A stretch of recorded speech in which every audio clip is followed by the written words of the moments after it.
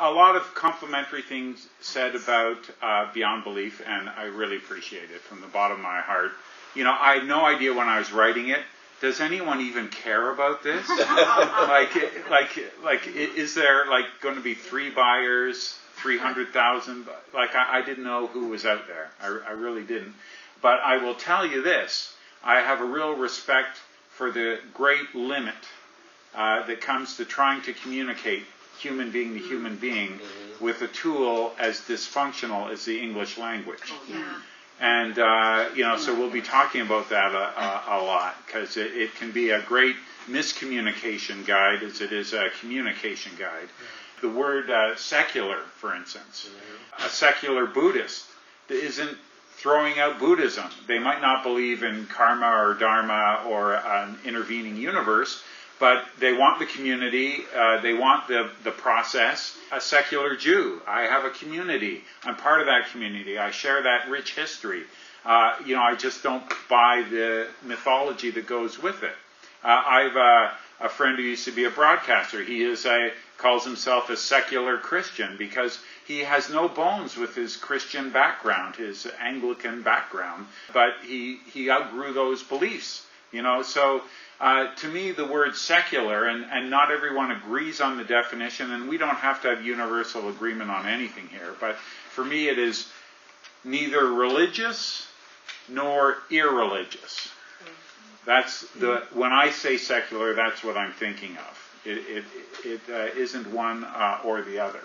So we're talking about, what's a free thinker, right? It is kind of unfair that the unbelievers have sort of laid claim to this word, and believers have laid claim to their own words, but like believer, we don't believe anything. Hello. And but because you aren't a free thinker because you don't believe in sobriety granting, parking lot finding higher power. It doesn't make you a free thinker automatically. So here's a definition that someone I have come to depend upon.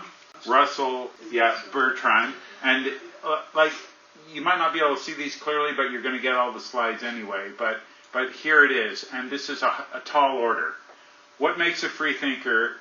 The way in which they hold them. If she or he holds them because their elders told them they were true when they were young, or if he or she holds them because if he or she did not, they would be unhappy, their thoughts are not free.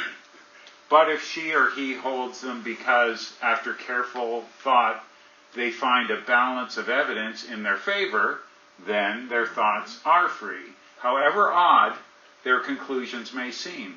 The freedom that the free thinker seeks is not the absolute freedom of anarchy, it is freedom within the intellectual law. He or she will not bow to the authority of others, and he or she will not bow to his own desires, but he or she will submit to evidence. Prove to them that they are mistaken, and they will change their opinions. Supply them with new facts, and he or she will, if necessary, abandon even their most cherished theories. And I don't hold up to this standard for any more than 10 minutes at a time. Right. So to think about the future, let's look at the past a little bit. And when I say I have a real respect for the difficulty of using the English language as a communication tool, let's look at the world of when the big book was written. In 1948, America, 95% of the USA were identifying as Judeo-Christian. Other religions was 0. Does that mean there were no Buddhists and no Sikhs? No, it just means there was less than 0.5%. In the circle of 40 or 100, it wasn't even a thought. It wasn't even a consideration. It was 0%. And nones or undecided were 5%. In 2015, 3/4 of people don't recognize that thing that was just accepted as how it is everywhere in the civilized world.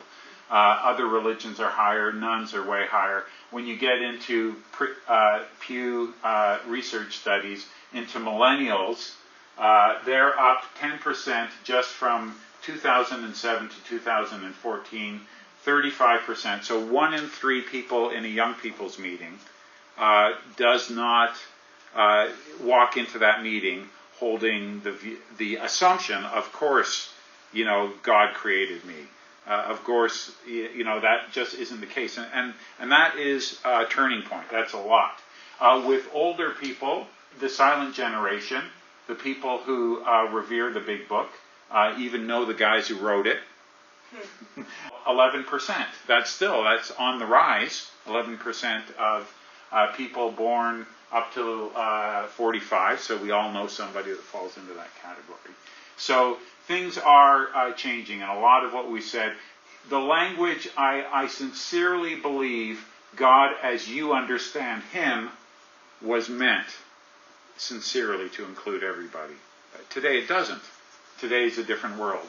I don't blame their generation for preserving those words. I blame my generation. It's the baby boomers that, hold on to this like, we don't know where the magic is. It could be in a comma or in a, let's just not mess with it. Exactly. And that's superstitious, right?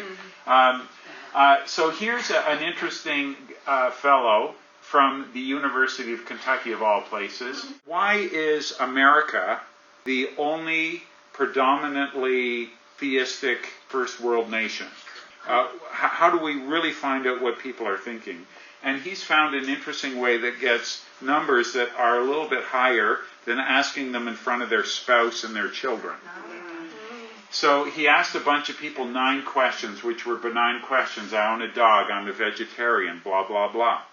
He asked a bunch of other people 10 questions, which also included, I do not believe in God. So you compare the answers to the group of 10 to the people who answered the group of 9. The difference is the people who answered yes to I do not believe in God. And he comes up with the possibility that 1 in 4, like 26% of people in the United States of America would, like they weren't answering I don't believe in God. They were answering the number of questions that were true for them. And so that's a very innocuous way to find out this data. And a millennial from Kentucky. This is sort of hot off the press. This is an Ipso-Reid finding. It's super interesting. You should read the whole thing. I'm going to concentrate on one thing that sort of is an issue for the meetings we go to. In the question, I lose respect for people when I find out that they are not religious. Now, 60% strongly disagree with that. That's better than average. But why isn't it 100? 40% of people. So, like people will say, well, I've got nothing against atheists or agnostics, and that's probably true, right? But when you go to a meeting, there are 4 out of 10 people who strongly agree with it or somewhat agree with it. And that's just doesn't leave a level playing field for, as we were talking about, just articulating without, I don't want to offend anybody, or how can I say this that I won't draw undue attention to me. And that is the reality. Like people say AA is completely inclusive. That's our intent. That's our target for sure. But people can't escape their own human nature. And these polls sort of show us where we're at. Fire away, Jay. This guy would have been at that Austin Atheist Convention. And he writes for Psychology Today and American Atheist and a bunch of other things. He has identified a word called secular phobia. Just like there's all kinds of phobias. But this is people, exactly, which is an irrational fear against something you don't even know or understand, right? You don't even necessarily know. Like, I could be a Muslim. Like, how do you know? But you're just against it, right? And there is an irrational fear or mistrust of atheists. In fact, while about 10% of Americans said they'd be unhappy if a family member married someone of a different political persuasion, That 1 in 10 is still kind of weird. 3 out of 10 said they'd be unhappy if a family member married a gun owner. Nearly 50% of Americans said they'd be unhappy if a family member married an atheist. Weird. But that's just how it is. So is AA a microcosm of society at large? Is it more religious? Is it equal to? It just suggests that there isn't a level playing field in every AA meeting you go to. But the good news is we don't have to change AA. We can grab a coffee pot or a teapot, or a juicer, whatever, right? And we can start a meeting. And people have, in fact, ever since the internet has allowed non-believers in AA to find other non-believers, it's skyrocketed. This was when we hit 415. That was the agnostic atheist meeting in St. Louis. And I learned this week that we're 423. Now, that isn't 1% of AA. We're not the next big thing. We're not the Rolling Stones by any stretch of the imagination.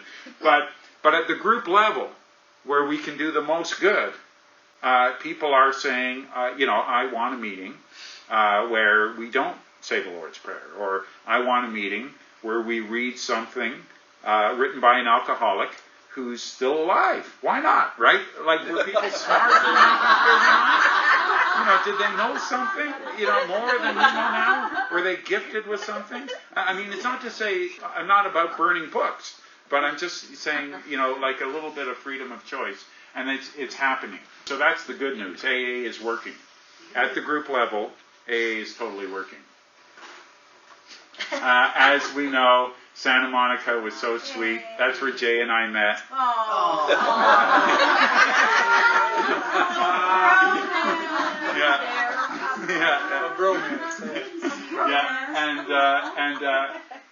I got to be the kickoff speaker, and we were late. So I had 20 minutes, and I thought, well, I can get this right back on track by just talking for 2 minutes, and I did. And I just wanted, I remember what I wanted to say is, this isn't a gathering of people who have a different belief. This is a gathering of people who have different beliefs. And mainstream AA, there are people here who don't believe what we don't believe, and they are here to support us, right? Thank you, by the way. Yeah, exactly, totally. And so it just like I go to Pride Parade, I am straight but not narrow. I support the trans movement and all that sort of thing. And it's just, and people support us too. In Toronto, we just had SOAR, the Secular Ontario AA Roundup, and in Phoenix they're having their second one, so you're ahead of us already by a landslide. And of course, as you all know, the next international conference of secular AA is in Toronto in 2018, and you can all stay at my house. I'll explain that to Lisa later. Okay. So people say the book is this, the book is that. Don't read it. Just keep going as fast as you can, because there's going to be a lot of them. Because many of you know about these. Stop here a little bit. These first two were from the 90s, which I think there was a movement to a more sort of rigid view. I don't know that AA felt threatened by atheists and agnostics. They figured they were all going to eventually save time and see it their way. I think the threat was, treatment center talk and that sort of thing. And I think that was the birth of the sort of back to basics-y kind of movement. But it did all of a sudden disenfranchise people who had their own language. But people responded. Skeptic's Guide to 12 Step is by a secular Jew, overeater, therapist, who wrote a book in 1991 about the 12 steps and their therapeutic value from the point of view of an atheist. The alternative 12 steps were written by two women who, again, a couple of things here, right? The language, please, hello. And also, it was the start of that whole, maybe ego deflation at depth isn't the right thing for everybody. Maybe for the white privileged male class, that is a great therapy. Maybe it's not the ideal therapy for everybody. This book, Freethinker, this is John L., who got sober when Bill Wilson was still alive. He was recruited to give blood for Bill because he was dying of emphysema. He doesn't believe in the 12 steps, and that is a legitimate option for someone who doesn't subscribe to, power of the universe thing, is don't do the steps. You have a seat, right? Take what you like, leave the rest. His AA program is a day at a time, go to meetings, help others, don't be a dick. And his sobriety is like very rigid. No sugar, no smoking, he has a very high threshold for staying sober, which he has been able to manage for well over 45 years. And so he writes a book that would offend a lot of atheists in AA. It's worthwhile. If you are a free thinker, that will be on your Christmas list or your holiday season list. We all know about, let's hear it for Mariah Hornbacher. What a great book. She is such a poet, and that's a great book for everybody. That one's so-so. I've got some others here.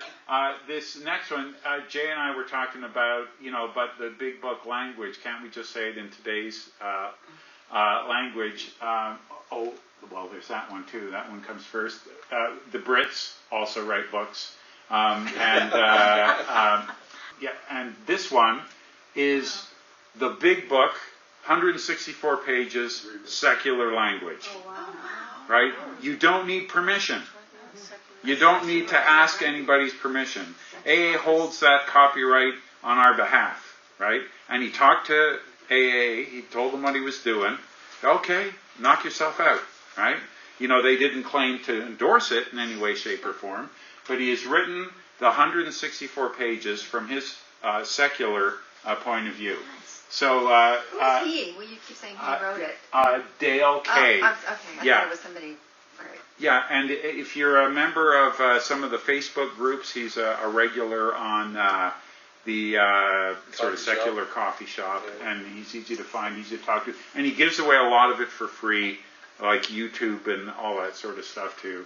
And if you're looking for something to go along with your big book, because you're still like why throw the baby out with the bathwater, right? This is just a way to sort of make it a more modern language. Is it better? No, but it's more contemporary. Okay, next. This is another 90s book. Who knows this book? Okay, it's another great one. Again, this is Charlotte Castle's. A fundamental question arises at this point. Is a spiritual path as suggested in the 12-step program necessary for someone who wants to create or cease their addictions? And the answer is no, not necessarily. That is like a bold statement, because a lot of, I call it the apologist explanation of AA, right? Like AA 12 steps, they totally work for everyone. You just have to this, and you have to understand they meant this, and even though they said that, and it doesn't translate today, and that's a way of doing it. And she's saying, well, no, just she has a 16-step program. She just, well, what would make sense to me, right? And I tell everybody, write your own, right? If there's a word in the 12 steps that is stopping you from getting the sort of life-affirming force that I feel from them, change the word. The word won't mind. Right? The word won't mind. The thumper might, but do we need his permission or her permission? No, we don't. So that's a great one. That was probably good too. Okay, yes. This is 2010, right? This is a therapist who is a big believer in the 12 steps. I don't know what he believes in, but he's written something called the Proactive 12 Steps. Think of higher power as a state that we experience as opposed to a being that is outside of ourselves. A higher purpose, my higher self. There's a place in the book that calls it a higher consciousness. Yes, That's right. That's right out of the big book. Yeah, exactly. And Spirit of nature's in there. All kinds of yeah, and we'll be borrowing some of this. Outside of AA, 12-step fellowships have no problem because they're dragging no dogma, right? They will write their program in a modern language. You won't find sexist language in a program that was written in 2001. And here they have the 12 principles for atheists and agnostics. And look at what 2 says. Dare to believe that there lies within us a power to restore balance to our lives. That's kind of cool. Like, is it better? No, but that's good. That's real good. 11 is find and study something that we feel and find is amazing. Realize that there are ways of living that can bring a deeper degree of personal fulfillment. Totally. But who are these people? These are millennials. To tell them one day at a time, turn it over, right? Boring. What else you got, right? Teen Addictions Anonymous. This happens in schools, in high schools. So you guys can explain First Amendment stuff to me better than I can explain it to you, but there has to be a separation of church and state. And the God as we understand him is for everybody doesn't satisfy a lot of those needs. So they've gotten all the, it's higher power. They just use higher power everywhere. And they've also removed the morality, the Christian Judeo morality of the 12 steps. Like 4 is, I will make a fearless and honest review of my life, my values, and my goals. I mean, do you think it's a good idea to tell teenagers you're defective, you're immoral, now shape up, right? Like, is that going to help? Probably not. And that's so obvious. In 2007, when they wrote this, they wrote it the way anybody would. Anyone who loved kids and loved addicts would, try to be as sensitive as possible. Like, step 1 is, I get it. What I've been doing is self-destructive. I need to change. And step 2 is, have something to shoot for, something to look forward to, instead of just white-knuckling it. It's, I see the big picture. The way to stop relapsing into self-destructive behavior is to build a healthier sense of self. Right? You can't help until you have a sense of self. There's no self-help when you're self-destructive, right? So you need to start with the self before you can get to the help. And so, again, are these better? Should these replace what we have? No, but it relieves that sort of stigma. And this is for fun. Keep going. 2 more clicks. This just came out in October. Let me read step 1 for you. Are you a bit fucked? 2. Could you not be fucked? Step 3. Are you on your own going to unfuck yourself? So that's kind of just a playful attitude, right? Is it disrespectful? It wasn't intended to be. It was intended to just say, look, what are the principles? And he's captured the principles in a way that I think a 14-year-old would understand, right? And I was 14 in my first meeting. Damn straight. I'd say it too, but I'm podcasting. Erica Spiegelman, not part of the agnostic community, but I don't know what she believes, but she wrote a great book called Rewired. She's got these 12 principles, and the first one for anyone she's working with addiction is authenticity. There can be no permanent recovery without an awareness of oneself as unique in all the world. The authentic voice will always be more accurate, more informed to your situation than any cookie-cutter recovery program. In this way, you can begin to think of recovery as an adventure of deep self-exploration, a journey to your core. Now, do you want that or fake it till you make it? And it's just a more 21st century way of looking at it, right? Now, here's where I think counselors, I'm going to be maybe a little critical here. because they prepare their clients, their patients, to go to AA meetings, and they go, well, no, that's not for me because of the God thing. And they, oh, well, it can be whatever you want it to be. Now just go, and our hour's up. Is that preparing them for the AA they're going to meet? I don't think so. And I think this kind of, I don't think you blow over 2 and 3. I don't think this kind of decision-making in volatile, unpredictable conditions, and I think when we're new, that would describe that state. It needs a much higher level of awareness and depth of perception to make decisions in a complex environment. Like, is anything going right when we get clean and sober, right? Like, there's bullets flying, right? And we're, 12, I got to memorize them, I got to read 164 pages. Right? It requires your best thinking. Yeah, I'm drawn to books for dummies. Okay, next. I'm going to criticize, and I if you read my last blog, the sort of traditional way of looking at worldview. You're either a believer or you're a non-believer.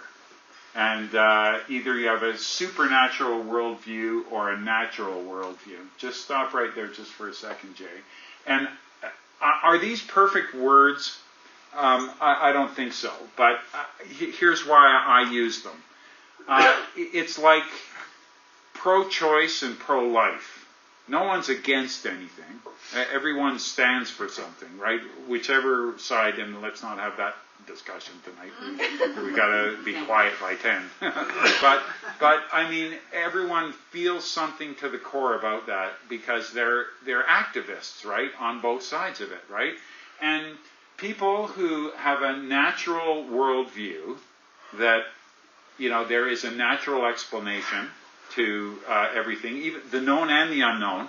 Just because it's unknown doesn't mean it's unknowable. It just means we don't know it yet, right? That is a natural way of looking at things. And a supernatural worldview says, well, if there is that material world, we probably perceive very little. There's probably also a supernatural world, yin-yang or something like that. And that is their belief. And it isn't, these are not rational choices.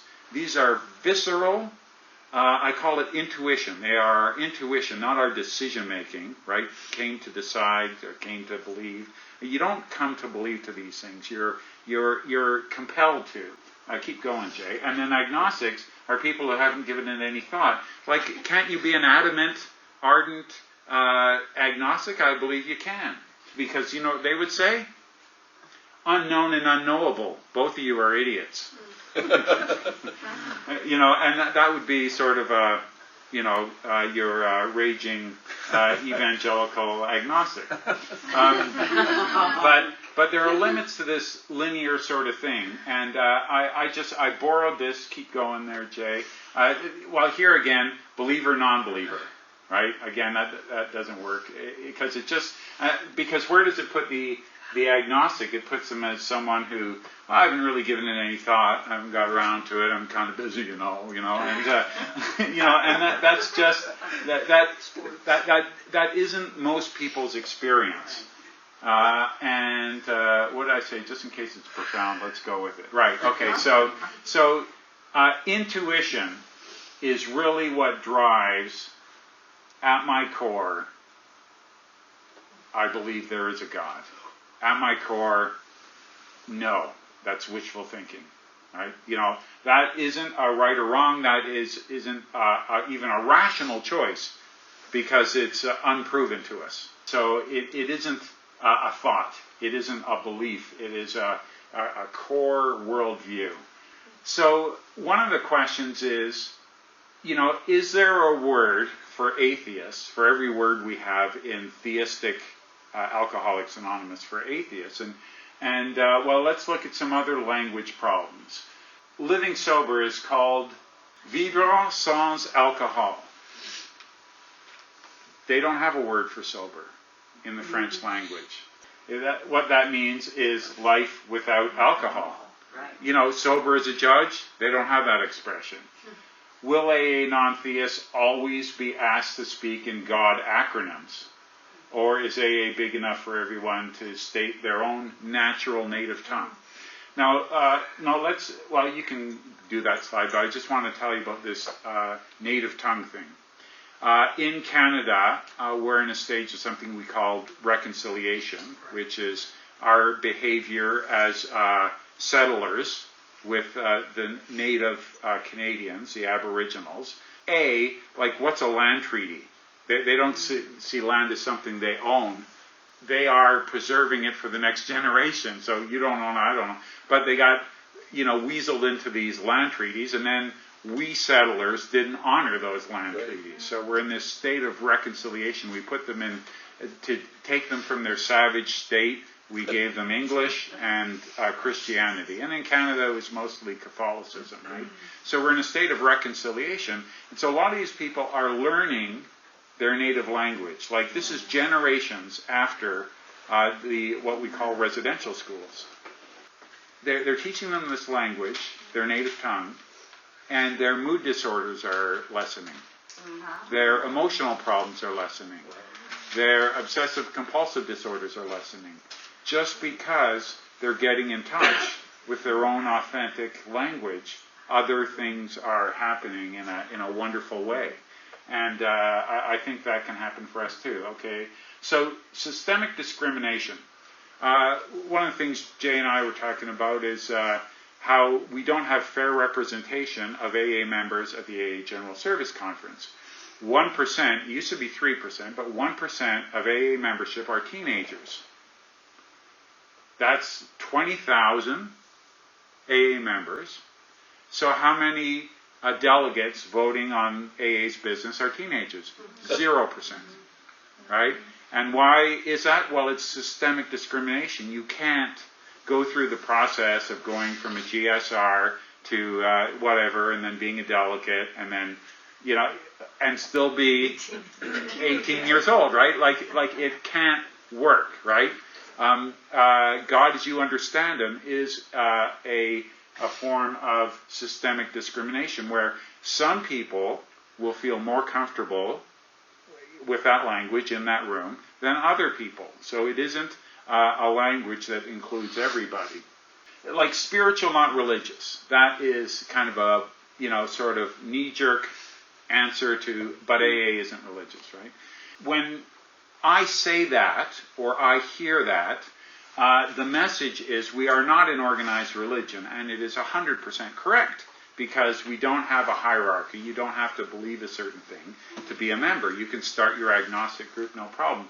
But what the person asking means is, you seem to have a lot of religious language, engage in a lot of religious practices, and it just seems to me that praying you borrowed from religion, confession you borrowed from religion, even evangelicalism, step 12, go out and carry the message to other alcoholics. Didn't you borrow that from the religious people too? So you say spiritual, not religious, they hear we're religious, not religious, right? Because they're talking about a small r religious, not the big R religious, which we're defending that we're not. And so again, that's the frailty or the incompleteness of the English language, right? We are a society divided by a common language. And some of the stuff in there, right? I'm preaching to the converted here. So I dream of a common language. There's a couple of reasons why I like the natural worldview and supernatural worldview, because it fits really nice on the y-axis with N, north, naturalist, and south, supernaturalist. I got to admit, I kind of like that and went with that. Next couple. Just keep going.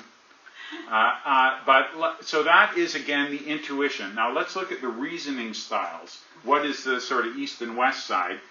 Just go through all of them, Jay. Concrete versus abstract are my favorite because there's no baggage associated with either of those ways of reasoning. Binary, when I use it, I'm being a little bit condescending. because it seems like an unevolved way of looking at things. But, like reductionist thinking is the heart of science, right? It isn't a wrong way of doing things exactly. And the question, either God is or he isn't, what should it be? That is a perfectly legitimate question for a concrete thinker to ask, right? Because it can't be both. So come on, right? It's a 1 binary or a 0, right? It's not 0.5, right? But use any words you want. I've seen often they use Gnostic and agnostic. That means different things to different people. Absolutist, relativist, right? And again, on the supernatural, natural, that just sounds like awkward language. Like, let's say we called the natural worldview as realists. What would we call the South Pole? That wouldn't be condescending. Delusional. Yeah, it would be like as unappealing as non-believer, right? Or atheist. Like somehow, having someone explain to me what it is for me as an atheist and telling me what being an atheist is, like, well, you believe this and you believe that and you don't believe this. And, oh, really? Right? Thank you very much. You made my life so much simpler. Right? It's the same thing with gender identity. Right? Now, in this day and age, we don't decide for them based on our standards. They decide how they want to be responded to, and we respect that. And I think we get caught up on the language, and I'm kind of a word zealot, right? I wish we could stop using the word spirituality until we come to a consensus of what it means. Okay, so let's hammer it out, right? It's not going to happen, right? So you need a little bit of democracy. Let's look at these concrete thinkers. Fire away. Here's someone you know. Now, if you know this guy, again, he was in Austin at that, atheist and agnostic thing, probably. He was probably one of the speakers. He really identifies more as a concrete thinker than he does as an atheist. He has more respect for the people arguing against him who are zealously believe in a creator God than he does for the agnostics who he sees as hiding something. Come on, what do you mean, you're an agnostic? Come on, I'm right. He just can't relate to them because he's more concrete than he is sort of naturalist. Or do you want to hang out with this guy? And I don't know if that's an actual picture, but because he died a long time ago. That's Senzen, I think it's pronounced. But he said, and he is someone from the abstract point of view, the perfect way is only difficult for those who pick and choose. Do not like, do not dislike. All will then be clear. Make a hairbreadth difference, and heaven and earth are set apart. If you want the truth to stand clear before you, never be for or against. The struggle between for and against is the mind's worst disease.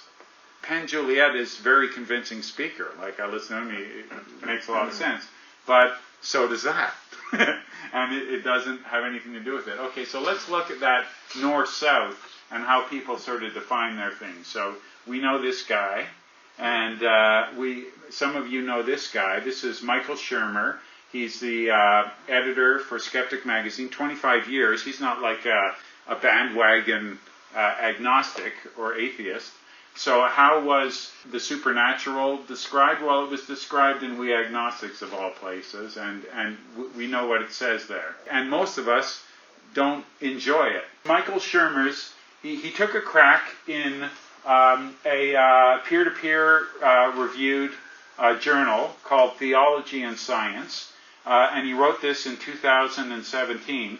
It's probably not perfect, but he's obviously put some thought into this. And he defines a sort of natural worldview as the belief that the world is governed by natural laws and forces that can be understood, and that all phenomena are part of nature and can be explained by natural causes, including human cognitive, moral, and social phenomena.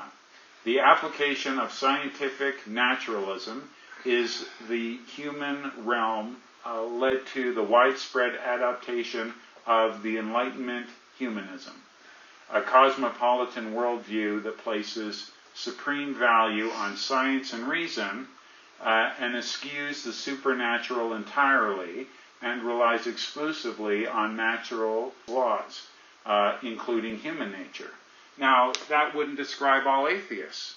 Like if I'm an atheist and I'm spiritual, well, you're not in Michael Shermer's camp, right? But that is like a natural worldview, but there's got to be a complement of our intuition and our reasoning style. So I like the quadrilateral graph instead of the other one. We're either a concrete thinker or an abstract thinker, pretty hard to escape that on this particular issue.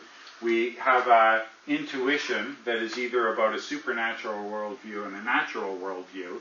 And so we are both of these things. A lot of the debate about is there, isn't there a God is on the concrete side. It's the theological scholar debating Dennett, who are they all, Dawkins or Sam Harris or what have you. And I'm from the music industry. You know, they fill Duke University or anywhere they go, right? The auditorium is sold out. They get 500,000 hits on YouTube. Any band would love to have that kind of popularity, right? I mean, that's just hard to come by, right? But does anyone leave that room a changed person? No, they're just reinforcing their own biases publicly. So what's the difference between someone like Shermer is a concrete naturalist. Any idea of a supernatural world is a construct in our own head, as far as he's concerned. You know, it's an idea we made up. Without us, there would be no supernatural anything, right? We're dead, it's dead. It was just, you know, it was a great idea, just wasn't true, right? That's his worldview, for sure. And on the abstract side, it's a little bit different. The abstract supernaturalist, well, I'm a somethingist. Higher power that listens to my prayers, I'm not feeling it. But the idea that there's only what I see is irrational to me. Like I know I only know a little. And there's got to be more than what I sense, what I feel, what I touch. It just makes sense to me that there's something out there, and that if I can be open to tapping, if there's some power that can come help find me a parking spot, why wouldn't I tap into it, right? It's just, you know, nothing that I've read in any book, including about addiction or about religion, satisfies that's it. I've never had an aha moment, but I believe there is more than meets the eye. And that is the abstract supernaturalist, right? Hard to define somethingism. And the abstract naturalist, that's someone who, again, wouldn't watch this debate, right? Don't know, don't care. The apatheist. They are apathetic and they are atheists. If you ask them, you know, does God act in mysterious ways? You know, that would be like asking me, should Brad Pitt and Angelina Jolie get back together again? Well, I certainly wasn't thinking about it yesterday, right? I won't be thinking about it tonight when I fall asleep.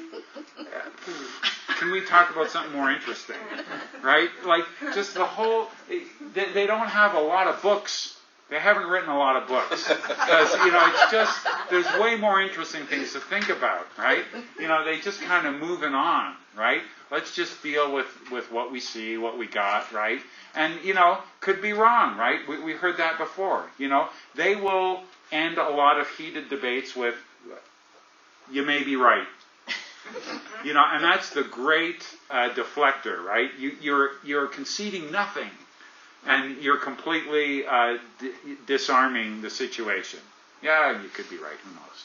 You know, did you see the hockey game? Or, you know, did you go to last night's meeting? Or something way more interesting than something that is unknown and unknowable. Because they look at this and they go, I don't know. And you don't know. You can't know, and I can't know. And if you think you know, I have less respect for you. And if we can talk about, how to stop drinking, that would be very helpful for me.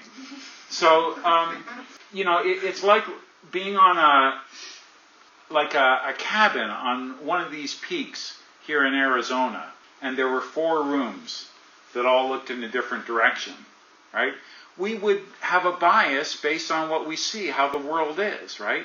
And maybe someone told us about something, so we're empathetic and we sort of understand it. But our default, when we're angry, when we're pissed, we fall back to our own inherent, worldview that is governed both by our intuition and our way we reason things out. And so I think counselors really miss about, it's whatever you think it is. It makes me uncomfortable talking about it because I'm a medical guy, right? Just go to AA, it's inclusive. That's just not a great way to prepare a sponsee or to prepare a patient or anything. It really requires a little bit more thought, because then your only other alternative is to fake it until you make it. And the other thing with each of these quadrants is they're not all the same. It's not like you've got 4 people who all sing the same song.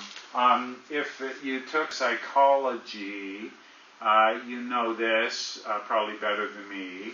It's the 5 main personality groups that everybody falls into. And the first is a scale of low to high with openness. Openness to new experiences, for instance. And, you, again, are pretty set in your ways about how open you are, or I'm good, I'm fine. C is conscientiousness. If you're conscientious, there is a right way to do it.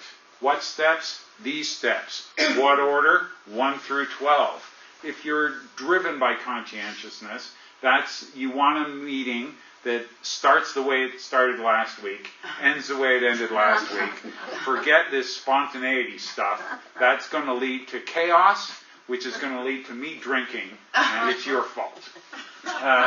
So you're at one side, and a perfect sobriety has order. We need order when we come to recovery, and it needs spontaneity, right? And it's a balancing, but none of us, we all have we're better at one than the other, for sure.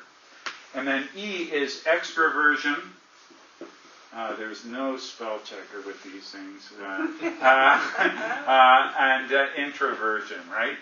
And now, who speaks up in AA meetings and starts with if you want to get sober, you're going to have to this.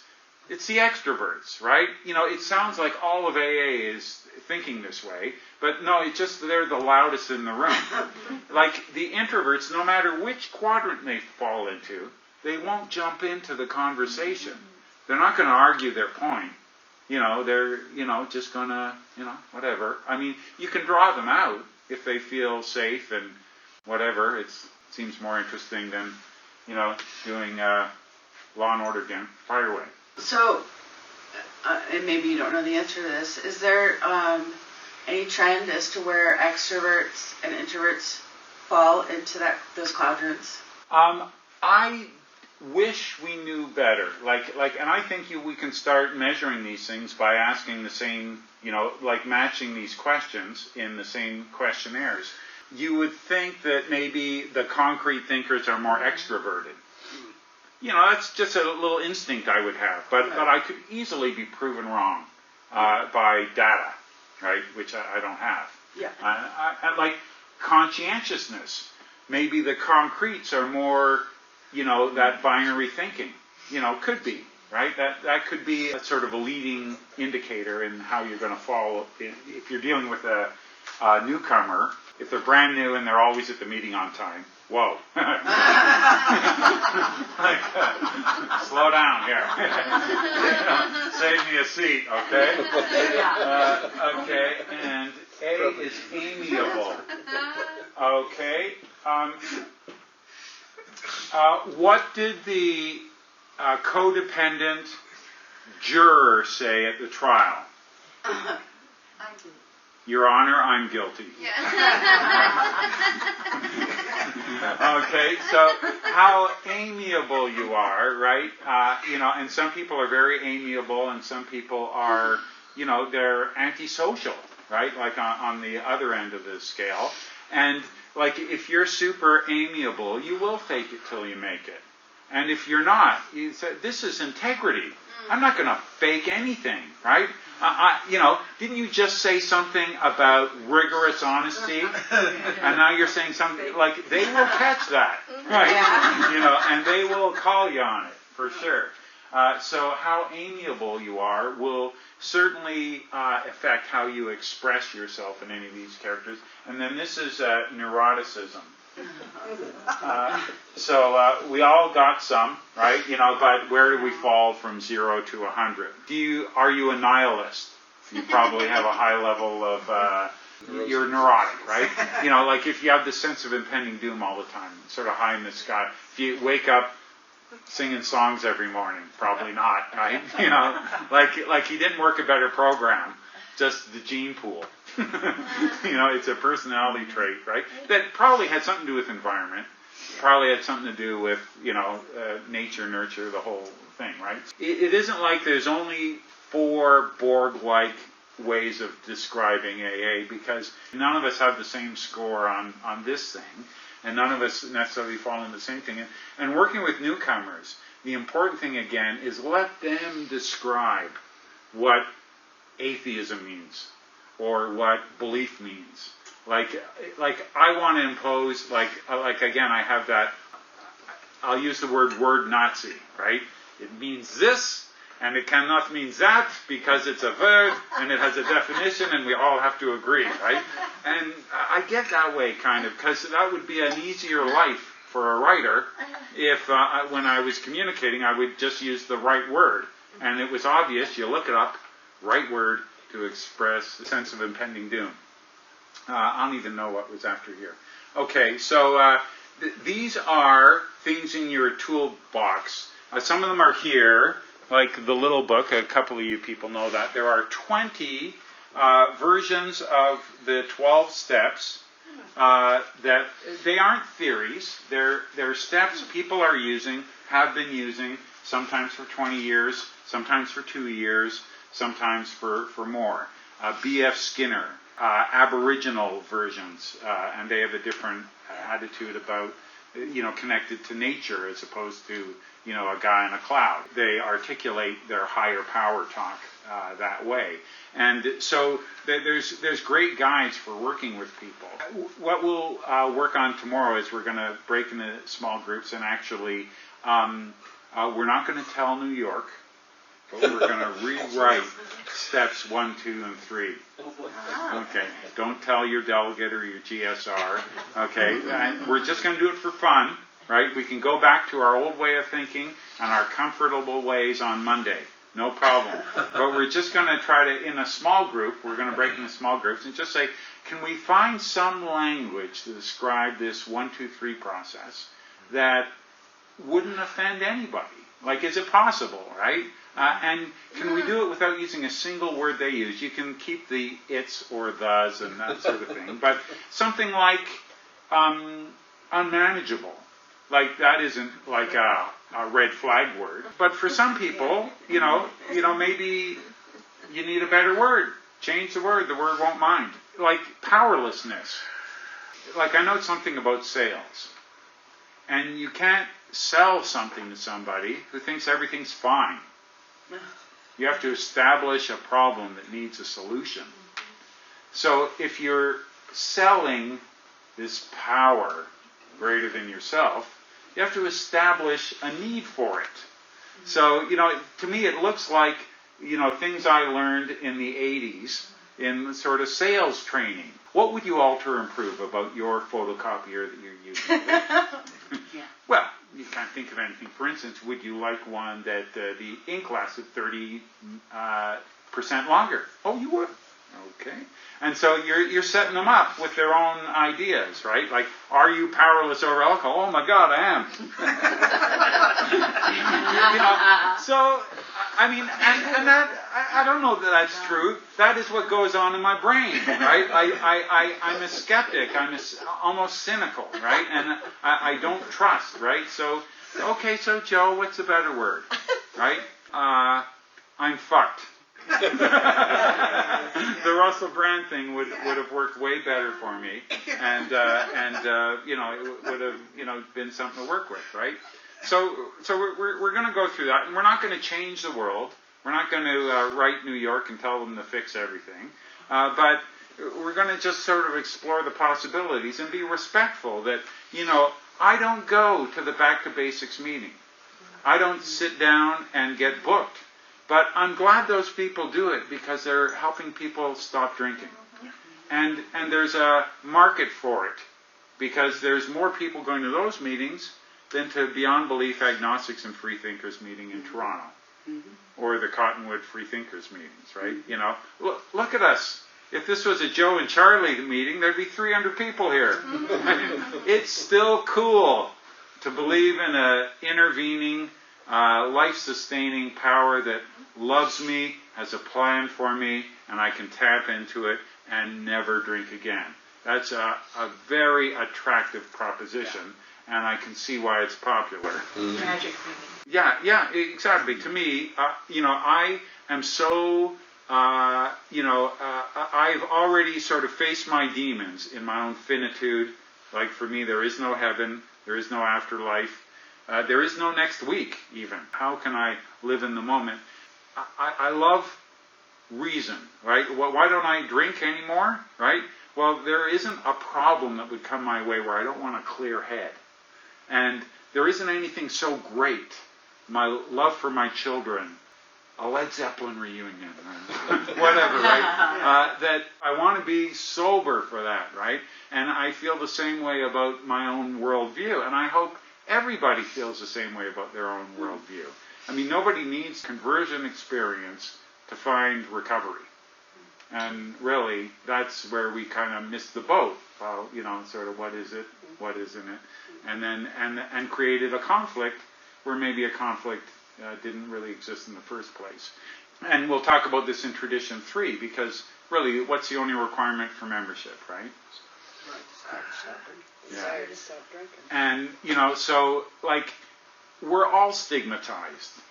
Like, atheists rightfully feel, because they are a minority in AA, like when you look at that quadrant, more people would be drawn to AA who fall into the concrete supernatural worldview, because you won the lottery. The literature is written in your language, right? There's nothing to interpret. Like, it's there for you. And you might fight it, but you're going to come back to it, because that's where you're from. That's where you'll live, right? But for anybody else, it's, well, you know, maybe the seat would be better occupied by someone who believes as you believe, right? But it's doable, because, again, the only requirement, you know, Bill Wilson wasn't bringing the message of power greater than himself to Dr. Bob. He was bringing the message of sobriety. And when they went to Alcoholic Number 3, you know, there was no 12 steps exactly as written. Right. There were no 6 steps. And let's think of those 6 steps. Were those 6 steps universal for everyone who used them? Because not everybody did. They were written on a cocktail napkin in a bar with a drunk. Right? Well, here's what we did. Right? Admit complete defeat, right? And you're making them up as you go along. It's from memory, right? You might put them in a different order than you did for the last drunk, right? There was no uniformity to it, right? And that worked. None of those stories in the big book worked the 12 steps exactly as written, because they hadn't ever heard of them. You know, all those principles were alive in their sobriety. But, you know, they all had their own way of describing it. You know, I've never gotten why it says these are the steps that are suggested as a method of recovery, and yet if you're not working on religiously, it's like, oh, they're telling new people, stay away from her. She's not working a good program. You know, she's going to get drunk. There's this kind of this thing about, yeah, things are suggested, but if you're not following them, you're dangerous to the newcomer.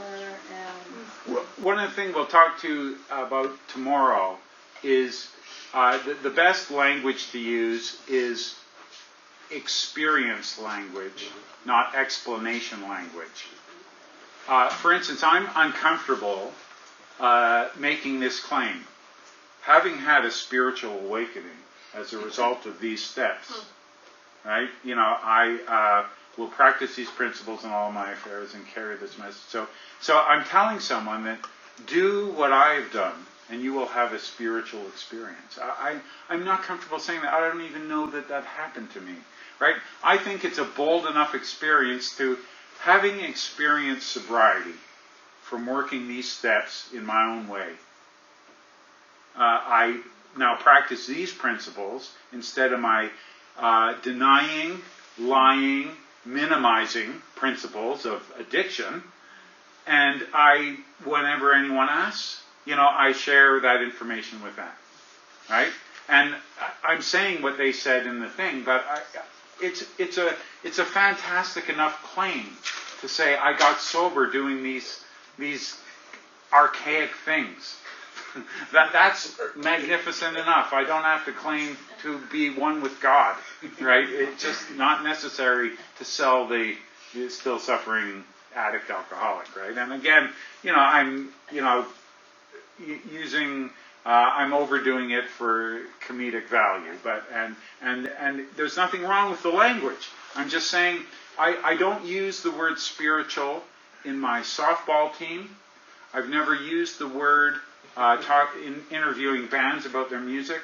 I never use it in I work in the financial planning world, and I never say to clients, I'll look after your money, I'll let go and let God. I would, not only would I get away with that in AA, I would be reinforced. I would be enabled. Yeah, that's how it goes, right? So I try to use language that I wouldn't be embarrassed having two people in the same room, right? I don't use language in AA that I'm not going to use outside the room. Because to me, that integrity is more important than their approval. There was a time in my sobriety where I wanted your approval and I was willing to do anything to get it.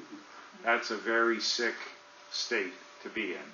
Very vulnerable, very easy to manipulate, very predatorial, because I'm going to manipulate you to get your approval, not a healthy power of example. But now, I prefer if you approved of me, but I'm not willing to go to any lengths to get it, because I didn't find God, but I did find my values. I found what I stand for, what I would take a bullet for, and what I will say no to, right? I actually have, no, I can say no now, right? It's not easy for amiable like me, but, I learned that from the people in the rooms, from you and everybody else just like us in rooms just like this. So we got to be hush-hush by 10 o'clock. So talk amongst yourselves, and we will resume tomorrow. The meeting, I don't even know who's running it. It's just, if you're going to come to the meeting, it'll be whatever the group consensus, whether you can do whatever you want. You can have a meditation or a mindfulness thing. You can read the big book or the 12 and 12 or do whatever you like, right? I may come and I might not, right? But I won't be running it, right? That's just a free-for-all, spontaneity. It'll be really hard on, like some of you here, no, I'm not coming until we know the format. And I respect you. Okay, so that's it. Thanks for coming. This is going to be a great weekend.